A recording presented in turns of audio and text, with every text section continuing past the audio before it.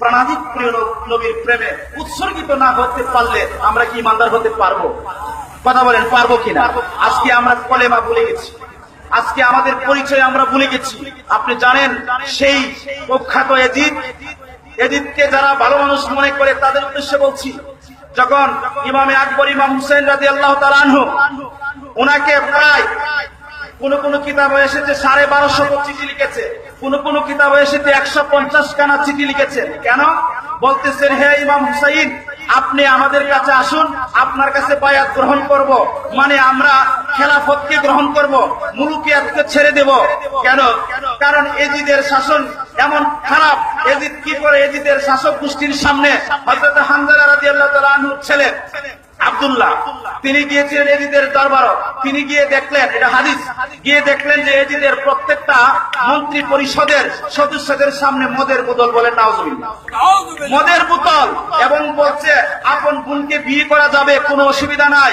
শুধু তাই নয়, এজিদে অর্থাৎ জিনাকে সে জায়েজ করার দিয়েছে।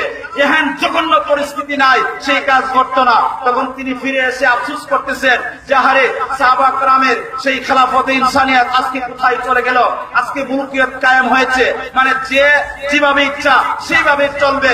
ইমাম হুসাইন রাদিয়াল্লাহু তাআলা আনহুর কাছে যখন চিঠি দিতে লাগলেন কুফাবাসীরা, হযরতে ইমাম হুসাইন রাদিয়াল্লাহু তাআলা আনহু তিনি যাওয়ার জন্য যখন উদ্যত হলেন, মক্কার বড় বড় সাহাবীরা বলে যে ইমাম হুসাইন আপনি যাবেন না।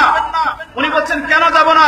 বলে কুফাবাসীরা বেঈমান, তারা আপনার বাবার সাথে নির্মম আচরণ করেছে, তারা সাহাবা কেরামকে কষ্ট দিয়েছে, আপনি যাবেন না, এরা বড় বেঈমান, এরা কথা দিয়ে কথা রাখে না।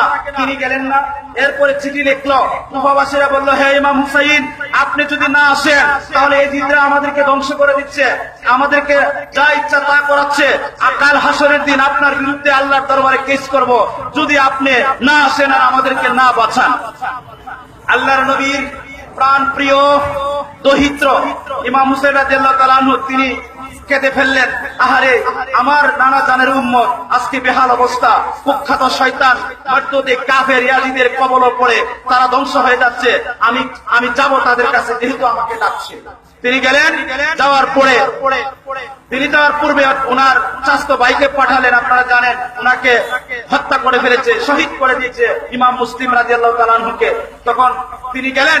যাওয়ার পরে কুফাবাসীরা দেখলো যে না, যে এমন একটি তাদের ব্যবহার, তারা মুখে যা বলে অন্তরে তা ছিল না। কুফাবাসীরা উনি রাস্তার মাঝে যখন গেলেন, কুফার সৈনিকেরা, এজিদের সৈনিকেরা ওনাকে ঘিরে ফেলল। উনি বললেন, ব্যাপার কি?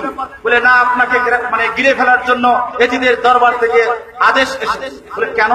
যে আপনি এজিদের কাছে বায়াত গ্রহণ করুন, মানে এজিদকে রাজা হিসাবে মেনে নিন। তিনি বললেন কেন?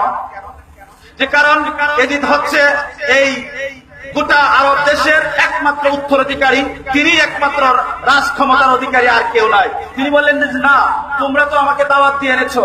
বলে এনেছিল, ঠিক আছে, কিন্তু এখন আর সম্ভব না এটা, আপনি এজিদের কাছে বায়াত গ্রহণ করুন, নতুবা আপনাকে কতল করে দেবো। বলে নাউজুবিল্লাহ। তখন ইমাম হুসাইন রাদিয়াল্লাহু তাআলা আনহু বলে, ব্যাপার কি? আমি তো যুদ্ধ করতে আসি নাই, আমার সাথে ৭৩ জন সঙ্গী রয়েছে, তার মধ্যে নারী আছে, তারপরে ছোট ছোট বাচ্চা আছে, মাত্র 6 মাসের ইমামে আলী আকবর রাদিয়াল্লাহু তাআলা আনহু আছে, এবং ছোট ছোট বাচ্চা আছে, মেয়ে আছে। আমি তো যুদ্ধ করতে আসি নাই, আমি থাকার জন্য এসেছি। বলে যে না, এজিদের সাথে যুদ্ধ করতে হবে, আর নতুবা এজিদের কাছে বায়াত হতে হবে। মানে হলো এজিদকে বলবেন, তুমি সবকিছু, তোমারে মানলাম, অর্থাৎ তুমি আমাদের এই খেলাফতকে দস্যত করে রাজতন্ত্রের মালিক বানিয়ে দেওয়া, তুমি যা করো তাই আইন। বলে নাউজুবিল্লাহ। ইমামে আকবর ইমাম হুসাইন রাদিয়াল্লাহু তাআলা বলে যে না, এটা কখনো হতে পারে না। আমি খেলাফতে ইনসানিয়াতকে, খেলাফতকে রাজতন্ত্রের হাতে, মুলকিয়াতের হাতে তুলে দিতে পারি না। বলে তাহলে যুদ্ধের জন্য প্রস্তুত হয়ে যাও। সময় কম, আমি সেই দিকে যাচ্ছি, আপনারা একটু গভীর মনোযোগ দিয়ে শুনেন। আজকের পৃথিবীতে কেন আজকে আমরা অশান্তি? আমরা ভুলে গেছি শাহাদাতের সেই ইমাম হুসাইনের শিক্ষাকে আমরা ভুলে গেছি। ইমাম হুসাইন রাদিয়াল্লাহু তাআলা আনহু বলছেন যে না, আমি কোন অবস্থায় একটা খারাপ মানুষের কাছে বায়াত গ্রহণ করতে পারি না। কিয়ামতের ময়দানে সমস্ত মানুষ কিয়ামত পর্যন্ত তারা মনে করবে খারাপ লোকের কাছে বায়াত গ্রহণ করা, অসভ্য লোকের কাছে বায়াত গ্রহণ করা জায়েজ। তিনি বললেন যে না, তাহলে যুদ্ধের জন্য তৈরি হয়ে যাও।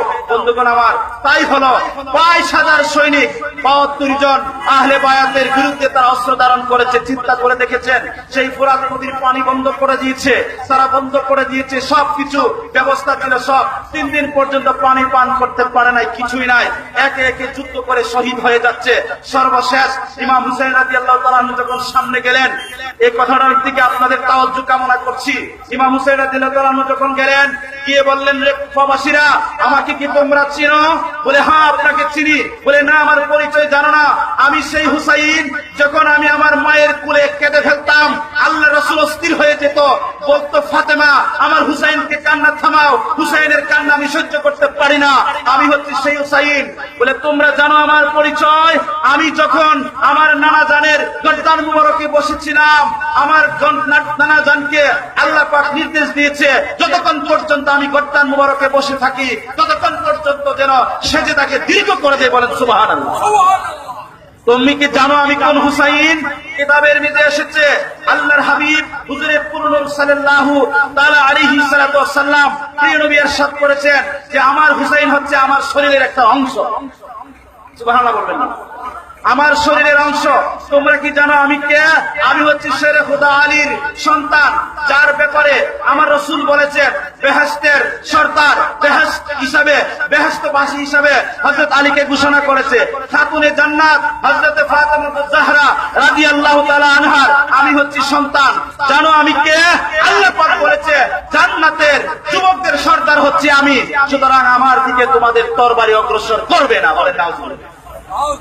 এই কথাটুকু যখন ওনাদেরকে বলছে, কাদেরকে বলছে জানেন? ওই শ্রেণীর লোক যাদের মাথায় ছিল পাগড়ি, যাদের মুখে ছিল দাড়ি, যাদের পাঞ্জাবি, জুব্বা, আবা, কাবা এইসবের কমতি ছিল না, কিন্তু কমতি ছিল প্রিয় নবীর প্রেম, কমতি ছিল আহলে বায়াতের প্রেম। তারা জানে না আমার প্রিয় নবী বলেছে আহলে বায়াতিকা সাফিনাতিন নূহ, আহলে বায়াতের প্রেম হচ্ছে নূহ নবীর কিস্তির মতো। যারা সেই কিস্তিতে আরোহণ করেছে তারা নাজাত পেয়েছে, যারা কিস্তিতে উঠতে পারে নাই তারা ডুবে মরেছে। আমার আহলে বায়াতকে মহব্বত করা মানে আমি রাসূলুল্লাহকে মহব্বত করা। বলেন সুবহানাল্লাহ। তারা সেই শিক্ষা ভুলে গেছে। সেই 22,000 সৈনিক দাড়ি ছিল, টুপি ছিল, পাঞ্জাবি ছিল, এমনকি কোরআনের হাফেজ ছিল, কিন্তু তাদের ভিতরে ঈমান ছিল না, নূর ছিল না। বোঝা গেল কি শুধু দাড়ি, টুপি, পাগড়ি, পাঞ্জাবি পরলে ঈমানদার হওয়া যায় না। ঈমানদার হওয়ার জন্য শর্ত হচ্ছে প্রাণাধিক প্রিয়তম নবীকে আত্মা থেকে বেশি ভালোবাসতে হবে। ঠিক না? শুধু তাই নয় বন্ধুরা আমার, ইমাম আকবর, ইমাম হুসাইন রাদিয়াল্লাহু তাআলা আনহু যখন এই কথাটুকু বলতেছে, তাদের মনে মায়া হলো না, দয়া হলো না। তারা বলে এগুলি আমরা বুঝি না, এজিদের অর্ডার দিয়েছে, আমরা অর্ডার পালন করব, আপনি যুদ্ধের জন্য প্রস্তুত হয়ে যান। তিনি বলেন যে না, আমার দিকে তরবারি অগ্রসর করবে না, কারণ কতলে আলী আসগর, কতলে মুমিন, কতলে হাসান, কতলে মুমিন। তিনি বলেছেন আমার আগে যাদেরকে তোমরা কতল করেছো তারা সবাই মুমিন হিসাবে আমি ঘোষণা দিলাম, তারা বেহেশতে যাবে। তবে হ্যাঁ, তোমাদের তরবারি আমি হুসাইনের দিকে অগ্রসর করবা না। তার কারণ হচ্ছে এই কতলে হুসাইন কতলে দিন, মানে আমি হুসাইনকে কতল করলে, শহীদ করলে দিনকে কেটে ফেলা হবে, দিনকে কোরবান করা হবে, আর কতলে দিনের জন্য কোনো মাগফিরাত নাই, তারা বেঈমান হয়ে যাবে। বলেন সুবহানাল্লাহ। কথাটা বুঝতে পেরেছেন? এজন্য খাদা বাবা বলেছেন দিন হাস্ত হুসাইন, দিন পানা হাস্ত হুসাইন, হুসাইনি দিন, হুসাইনের হাতে দিন রক্ষা পেয়েছে। ঠিক না বেঠিক? হুসাইন রাদিয়াল্লাহু তাআলা আনহু কালিমা, কারবালা কালিমা, কারবালার আলোক দ্বারা, কারবালার চেতনা নিয়ে আজকে সারা বিশ্বের মাঝে আমাদেরকে কাজ করতে হবে। ঠিক না বেঠিক? আপনারা জানেন ইমাম হুসাইন রাদিয়াল্লাহু তাআলা আনহুকে কেন শহীদ করা হয়েছে? তার কারণ তিনি মুলুকিয়তকে মেনে নেয় নাই। বুঝতে পেরেছেন? মানে রাজাকে মেনে নেয় নাই। তুমি যা ইচ্ছা তাই করবা, তোমার মুলুকিয়তের মধ্যে তা হতে পারে না। যেমন আলো, বাতাস, সূর্যের আলো আমরা সবাই পাই, কেউ বাধা দেয় না, দেখি। তারপরে রুদ্র আমরা পাই, কেউ বাধা দেয় না। বাতাস, অক্সিজেন সব আমরা আল্লাহর পক্ষ থেকে পাই। ঠিক এইরকম ভাবে প্রিয় নবী আমাদের জন্য রহমত, ইমাম হুসাইন আমাদের জন্য রহমত। এদের থেকে আমরা গ্রহণ করতে হবে। এইভাবে মানুষ তার স্বাধীনভাবে কাজ করবে, মানুষকে কেউ বাধা দিবে না, তার মতের উপরে কেউ মত চাপিয়ে দিবে না, স্বাধীনভাবে মানুষ বসবাস করবে। এটাই হচ্ছে প্রকৃত খেলাফতের সংজ্ঞা। ঠিক না বেঠিক? কেউ কারো জীবনের মালিকানা নয়, কাউকে অন্যায় ভাবে হত্যা করবে না, খুন করবে না, আল্লাহ পাক সেই মালিকানা দেয় নাই। ঠিক না বেঠিক? আপনারা জানেন ইমাম হুসাইন রাদিয়াল্লাহু তাআলা আনহু যখন যুদ্ধ করা শুরু করলো, এবং অনেকে বলে থাকে তিনি পানি পিপাসা মরেছে, এটা মিথ্যা কথা। আমি বলছি তিনি কেন শহীদ হয়েছে। পানি পিপাসা শহীদ হয়েছে বলেন না, হয়েছে কি না? এটা মিথ্যা কথা। ইমাম হুসাইন রাদিয়াল্লাহু তাআলা আনহু যখন যুদ্ধ শুরু করে দিয়েছে, যুদ্ধ যখন শুরু করে দিয়েছে, তখন যুদ্ধ করতে করতে কিতাবও লিখেছে আলী রাদিয়াল্লাহু তাআলা আনহু তার বাড়ি যখন নিলেন, ইমাম হাসানের কমর বন্ধ নিলেন, হযরত আমির হামজার ডাল নিলেন, তরবারি নিয়ে যখন তিনি চাপ দিলেন, সেই কুফা নগরী অর্থাৎ কারবালার ময়দানে যখন চাপ দিলেন, এমন ভাবে শত্রুদের সাথে যুদ্ধ করা শুরু করে দিয়েছে, তখন দেখা যাচ্ছে তাদের মাথাগুলি মাটিতে লুটিয়ে পড়ছে, তারা দিক বিদিক হয়ে গেছে। একবারে 1750 সেই কাফেরদেরকে কতল করে দিয়েছে। তারপরে তারা বলে, ইয়া আল্লাহ, এই কি হলো? একজন মাত্র ব্যক্তি 1700 মানুষকে খুন করেছে, আমাদের কি হবে? ইতিহাস না জানি অন্যদিকে মোড় নিয়ে যায়। আব্দুল্লাহ ইবনে জিয়াদ, জুল সাইরান, সীমার হয়রান হয়ে গেছে। কিভাবে ইমাম হুসাইনকে থামানো যায়? থামাতে পারে না। জটিকে আক্রমণ করে থামাতে পারে না। এভাবে যখন যুদ্ধ করা শুরু করেছে, মনে হয় সেই খাইবার যুদ্ধের মাঝে আলী রাদিয়াল্লাহু তাআলা আনহু জুলফিকার তরবারি নিয়ে যেভাবে শত্রুর বিরুদ্ধে যুদ্ধ করেছে, এভাবে ইমাম হুসাইন যুদ্ধ করতেছে, এবং আকাশে স্ফুলিঙ্গ উঠছে তরবারির মাঝে, বলতেছে যে লা সাইফুল্লাহ, সাইফুল্লাহ ছাড়া কোনো তরবারি নাই। এভাবে আওয়াজ উঠতেছে। উঠতে উঠতে ইমাম হুসাইন প্রায় 3500 কাফের বেঈমানকে যখন খুন করে ফেললেন, এই অবস্থায় হঠাৎ করে জুম্মার আজানটা হয়ে গেছে, ইমাম হুসাইন তরবারি চালানো বন্ধ করে দিয়েছে। বলেন সুবহানাল্লাহ। আমি শেষ করে দেব। তাহলে ইমাম হুসাইন রাদিয়াল্লাহু তাআলা আনহু তিনি কি পানির জন্য শহীদ হয়েছে? না। যখন জুম্মার আজান দিল, তিনি তরবারি চালনা বন্ধ করে দিয়েছে, কারণ আল্লাহ পাকের আজান উনাকে বন্ধ করে দিয়েছে। জুম্মার নামাজের আজান উনার তরবারিকে বন্ধ করে দিয়েছে। তিনি আজানের সময় নিলেন যেন আজানটা হয়ে যায়। হঠাৎ করে ওই তারা বলল যে এই সুযোগ যায় তাকে শহীদ করার, তখন জটিকে আক্রমণ করলো, চতুর্দিকে তরবারি তীর যখন ওনার পবিত্র নুরানি বদন মুবারকে আসতে লাগলো, তিনি মাটিতে লুটিয়ে পড়লেন। জুল সীমার বললেন, তোমাকে কতল করে ফেলবো। তিনি বললেন, ঠিক আছে, তোমার এই বুকটা দেখাও তো। যখন বুকটা দেখলো, কোনো পশম নাই, এবং তার শরীরের মধ্যে সাদা সাদা রূপ ছিল। হযরত হুসাইন রাদিয়াল্লাহু তাআলা বললেন, ছোটবেলা আমার নানা জান ওসিয়ত করেছিল, প্রিয় নবী বলেছিল, এরকম একটা লোক আমার আহলে বায়তের রক্তের মাঝে মুখ দিচ্ছে, তুমি সেই লোক। বলে নাউযুবিল্লাহ। তখন উনি বলছেন, আমাকে নামাজ পড়ার সুযোগ দাও। তিনি 2 রাকাত নামাজ পড়তে যাবে, একটা সেজদা যখন দিলেন, আল্লাহ পাক গায়েব থেকে আওয়াজ করলেন, হে আমার বন্ধুর দহিত্র হুসাইন, তুমি থেমে যাও। সমস্ত ফেরেশতা জগৎ কান্নার রুল উঠেছে, সমস্ত সৃষ্টি জগৎ, দুনিয়ার মাটি, আলো বাতাস সবকিছু আমার কাছে আহাজারি করতেছে, আমার আরশ কাঁপতেছে, সবকিছু কাঁপতেছে। হে হুসাইন, আপনি একটা সেজদা দিয়েছেন, আর একটা দিবেন না।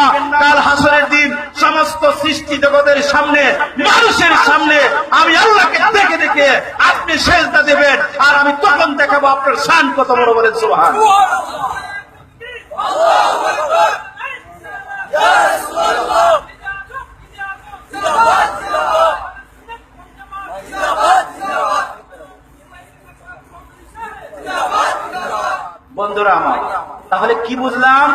কাতলে হুসাইন কাতলে দিন মানে হচ্ছে ইমাম হুসাইনকে যারা শহীদ করেছে তারা সবাই বেঈমান। মুখ খুলে বলেন, ইমাম হুসাইনকে যারা শহীদ হয়ে করেছেন তারা সবাই কে? দলিল নেন, কাতলে হুসাইন কাতলে বেঈমান।